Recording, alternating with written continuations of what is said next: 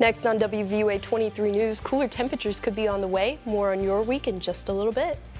One Tuscaloosa author hosted a book signing today. Who that author is and what he shared at the hometown signing.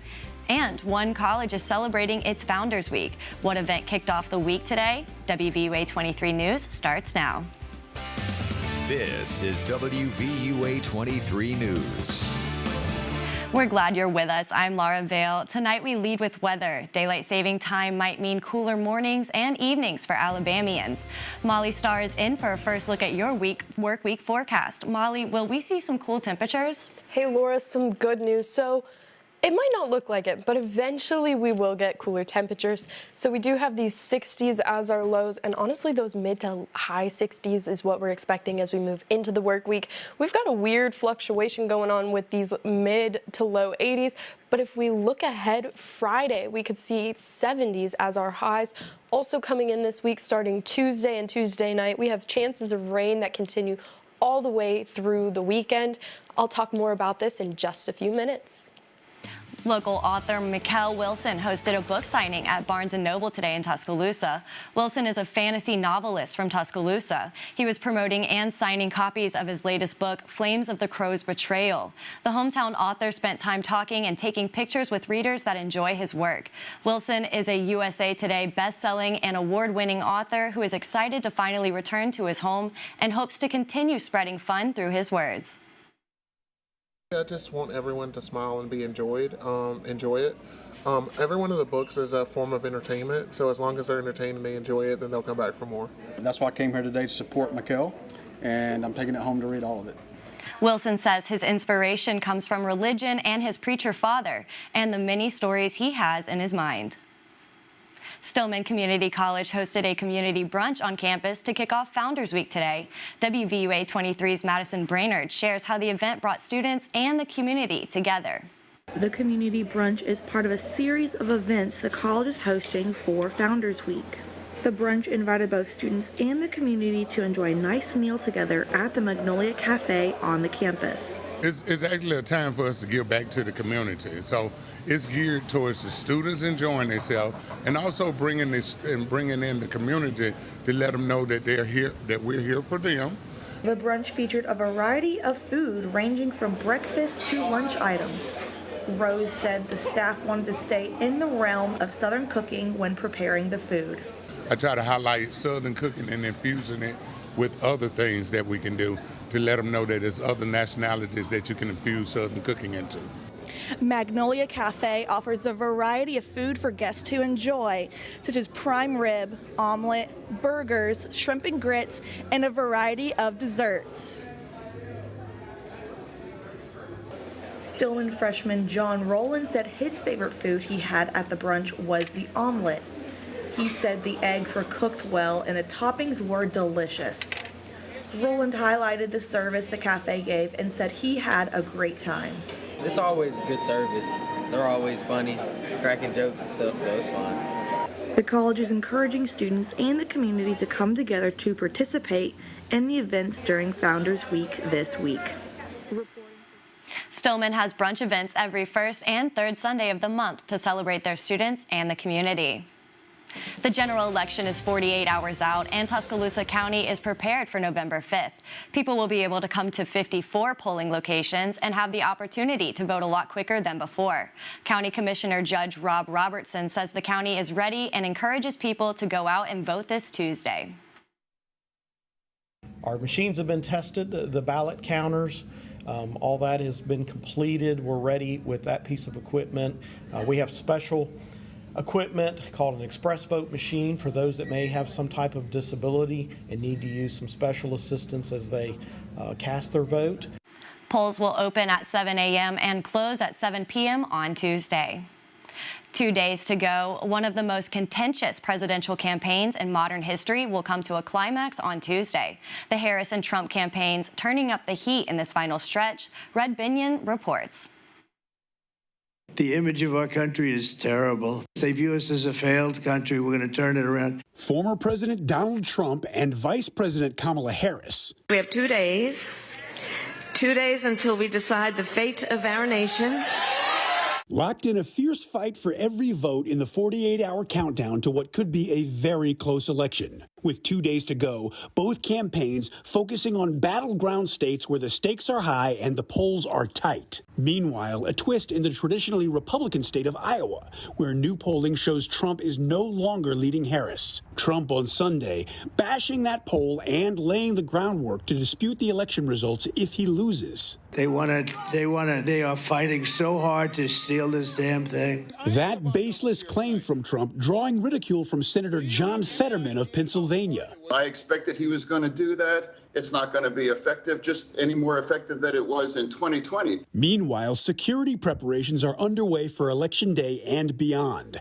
As a precaution, National Guard troops are on standby in several states for potential unrest, including Washington and Oregon, where police are looking for a suspect they say set ballot drop boxes on fire. Hundreds of ballots were damaged or destroyed in the fires. Security around Washington, D.C. is also being increased. I'm Reed Binion reporting. Former President Donald Trump held 3 rallies today in Pennsylvania, North Carolina, and recently Georgia. Vice President Kamala Harris held her rally in Michigan after appearing on TV show Saturday Night Live. The Justice Department says it's sending election monitors to 86 counties in 27 states on Tuesday to ensure the integrity of the general election. That's 49% more monitors since 2020 and the most in 2 decades. The announcement comes amid growing concerns of improper partisan influence and potential voter suppression at election sites. All 7 of the contested swing states are on the Justice Department's list, along with a mix of dominantly red and blue states. Officials in some red states are pushing back. Florida and Missouri secretaries said federal monitors will not be allowed access to voting locations. Days away from the 2024 election, and no matter who you're voting for, there are likely a lot of different emotions you're feeling, and that can impact your sleep. In today's Health Minute, Mandy Gaither explains something called alexsomnia and how you can help manage those symptoms. If this election is causing you to lose sleep, you're not alone. We call it alexsomnia, so it's insomnia linked with the election season. Sleep specialist Michelle Drerup with Cleveland Clinic says in her clinical practice, she's seeing more people being triggered with election-related sleep issues. She says the election can worsen symptoms in those who already struggle with insomnia and can also trigger sleep issues in those who don't have chronic sleep problems. The person has difficulty falling asleep, and they may be kind of thinking about the election or potentially what the future might look like, waking up in the middle of the night and struggling to fall back asleep, or even just poor sleep quality. Drerup says to prioritize sleep before you even go to bed by limiting social media and election news exposure, which can worsen stress and add to sleep difficulties. Also, be aware of your negative thoughts and challenge them. Just try to stay in the moment of where things are at right now. Finally, Drerup says not to focus on the election what-ifs, instead zone in on things you can manage. We have survived many elections. We'll get through this, right? It's only 4 years, trying to figure out what I do have the ability to control. I'm going to go out and vote. I'm trying to, do things to support others to vote. So thinking about what I can do versus a lot of what's out of my control. For Health Minute, I'm Mandy Gaither. The sleep specialist says to also remember to practice healthy sleep habits. That includes getting exercise regularly, avoiding napping late in the day, and limiting alcohol and caffeine before bed. Social media use has increased over the years, many using it to stay in contact with family and some as a source of income. But with that comes a substantial increase in hacked accounts seen each year. The Better Business Bureau says scammers have now found a way to trick social media users into handing over credit card information just to recover those hacked accounts. So you hit the Google or Bing search engine to say, how do I fix this?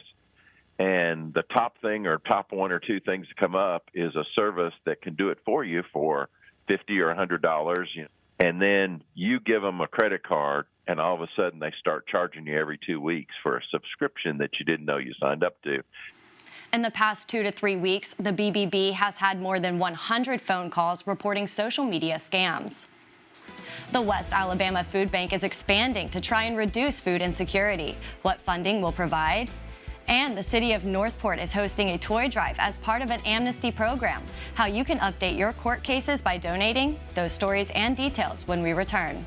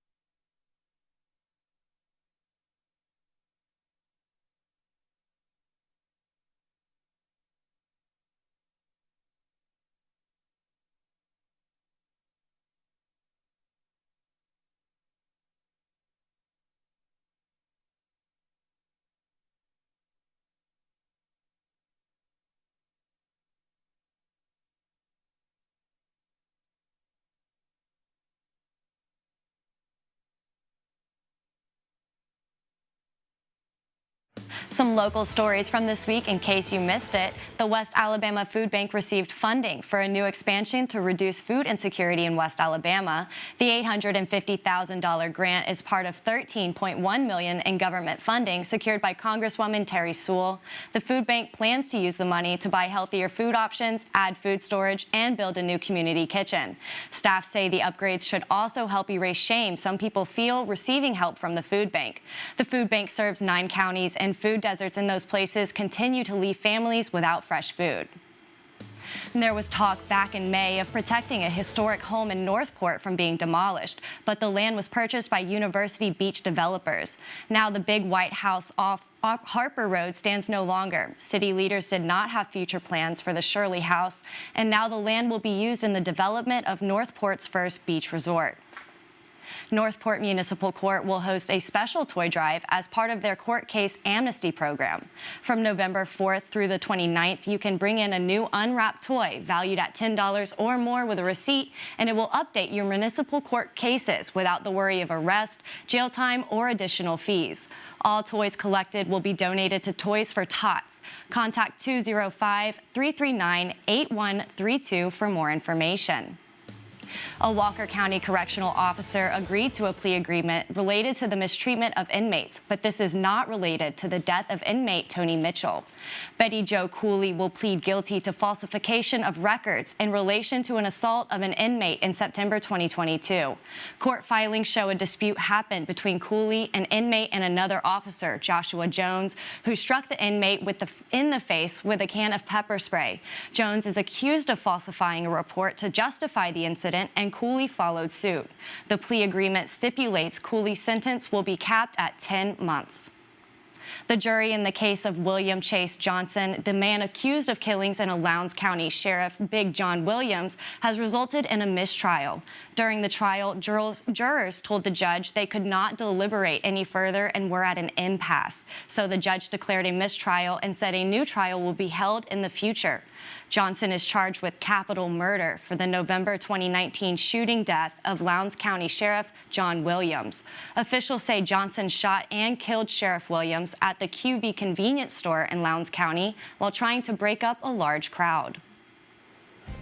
Well, up ahead, we'll get a taste of a normal temperature for this time of year. Stick around after the break to find out more.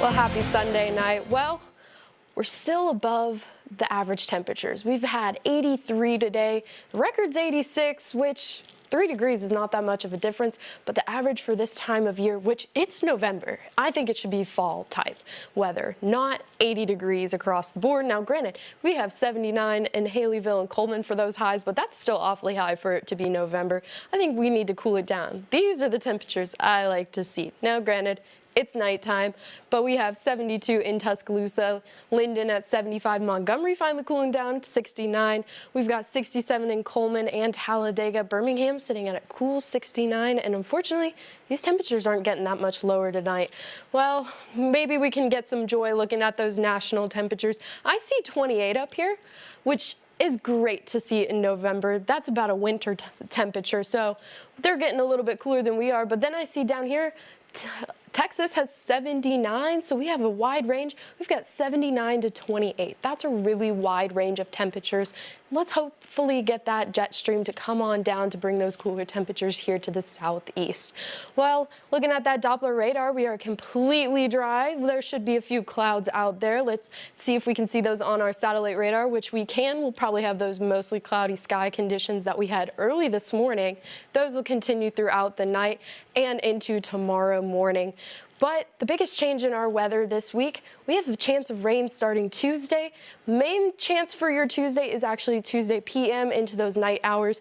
Wednesday, there's a really small chance it's looking mostly dry for you. There's still a chance some of you might see some rain, but then those big chances come Thursday, Friday, Saturday into your weekend. Now again, it's not an all-day type of rain. Each of these days looks a little bit different from the next. We'll keep you updated on those as we move into your work week. Well, we returned to standard time late last night, about 2 a.m., which went back to 1 a.m. So now instead of a 6 p.m. sunset, we're expecting them to be closer to 5 p.m. The sunset tonight was actually at 4:56 p.m., so a little bit before 5 p.m. So when you're driving home from work, driving home from class, whatever you're out doing, it might be late, so make sure to take precautions. Well, it's the holiday season. We had Halloween a few days ago. There are 25 days until Thanksgiving, so get those preparations in order. And we have 52 days until Christmas and Hanukkah, so you can look forward to those happy holidays coming your way. We'll continue to see this graphic with me. I love the holiday season, so I'll make sure to keep you guys informed. But let's take a look at what's going on the rest of your week with this extended forecast. So Monday, it looks insanely similar to what we had this weekend. We have those low 80s all day. Now, again, with depending on the cloud coverage, this could be a little lower, maybe a little higher. Tuesday, we've got election day. Temperatures dropping only about 2 degrees, the maximum only 80. But look ahead, Laura. We've got those rain chances coming. We could see a bit cooler temperatures. Yeah. Maybe the 70s, by Hopefully. Friday, Saturday, Sunday. Hopefully it stays that low. Sunday's looking to increase a little bit, but hopefully it stays below 80. Yeah, and it was really, really windy tonight. It was, and that wind will stick around tomorrow, maybe a little bit more throughout the whole day rather than just pockets of the day. All right, well, thank you, Molly. Sports anchor Sam Hawley joins us for a look at this week's sports. Sam, good evening. Good evening, Laura. Well, Alabama didn't play yesterday, but with all the chaos that ensued around the country yesterday, Alabama jumped in the AP poll.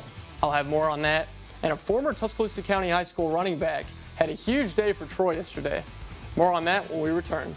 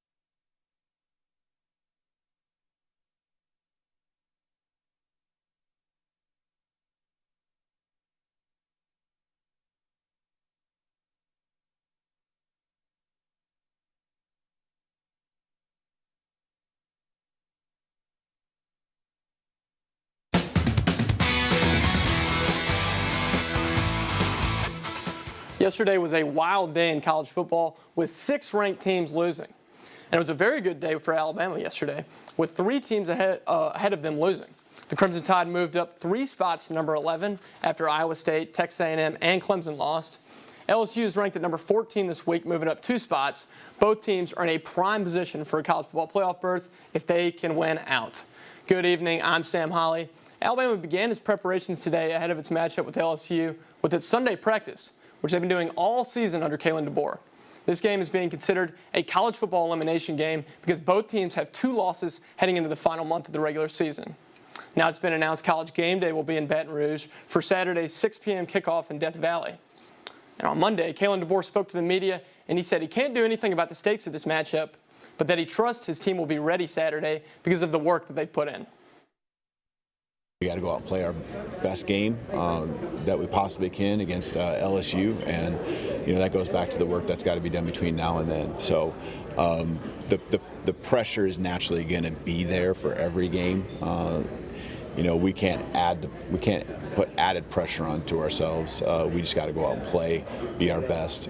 That comes through confidence and in the prep that you put in. How about this guy yesterday? Former County High running back Damian Taylor had a career game for Troy yesterday and their first win over an FBS opponent this season. Taylor finished with 190 rushing yards on 28 carries, which is 6.8 yards per carry and 1 touchdown. Truly remarkable stuff from the redshirt junior back.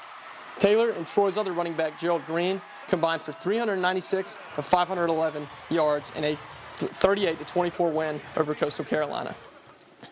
Let's go to Bama in the NFL now, and we lead you off with King Derrick Henry. Henry ran for his 100th and 101st career rushing touchdowns, passing Shaun Alexander for the most ever by an Alabama player, now 8th most in NFL history. He also went over 1,000 yards for the 6th time in his 9-year career. Now, Tua was sharp again this week, finishing 25 of 28, just 3 incompletions all game and 2 touchdowns, no interceptions, as you see his touchdown to Jalen Waddle. But the Dolphins lost again this week on a game-winning field goal. And how about Bryce Young today? The Panthers got a win, and he had a great game, leading the Panthers to a thrilling win over the Saints. Look at that smile. You love to see that. He's just had such a tough season this season. Maybe this is a turning point. Josh Jacobs had a big first half for the Packers with 10 carries for 89 yards, but the Packers didn't run much after that in a blowout loss to Detroit. Now check this next play out. Jalen Hurts looking deep. He finds Devontae Smith at the end zone. As you see, he one-hands this ball. That'll be the best play you see all day and maybe all season as the Eagles win their 4th in a row. Now, I mentioned earlier Alabama football will travel to Baton Rouge, but the volleyball team was actually there taking on LSU in the PMAC. Here, Alabama wins the first set thanks to this kill from Sophie Age, but Alabama cannot get it done today on the road as the Tigers take the next 3 sets and go on to win it. Final LSU 3 sets, Alabama 1. Alabama falls to below 500 on the season at 10-11. Well, Alabama soccer had 3 SEC honors today. Jessica Skorka, first-team All-SEC defense. Gianna Paul, first-team All-SEC. And Kylie Kukan, all-freshman team. Last Sunday, the Crimson Tide suffered a 3-1 defeat to Vanderbilt, but today the Tide looked to flip the script in the first round of the SEC tournament. Alabama got busy in this game early. Here in the 9th minute, Nadia Ramadan gets the scoring started for the Tide. See the goal coming up right here. Now later in the first half, here's a corner kick for Alabama. Zivana Lebovic puts in this beautiful header off the assist from Skorka. Alabama wins 2-1. They advance to the quarterfinals against South Carolina on Tuesday. Now let me take you to Martinsville, Virginia, today's site for the Xfinity 500 at Martinsville Speedway, where 6 drivers race for 2 spots in the NASCAR playoffs. Here you're going to see Chase Elliott take the first stage. He led with 15 laps to go, even 14 laps to go, but then later on, Ryan Blaney edges out Elliott at the end to take the checkered flag. Blaney advances to the NASCAR championship race next week in Phoenix with William Byron, who advanced due to a safety violation from Christopher Bell. Well, tomorrow, Alabama basketball will have a doubleheader tomorrow. The women's will play at 5 against New Orleans, and the men will play at 8 tomorrow against UNC Asheville. And also, high school football playoffs start this Friday. Make sure to tune in to WVUA 23 with Gary Harris all week for coverage. And our last Football Friday this Friday at 10:30. Laura? All right, thank you, Sam, and we'll be right back.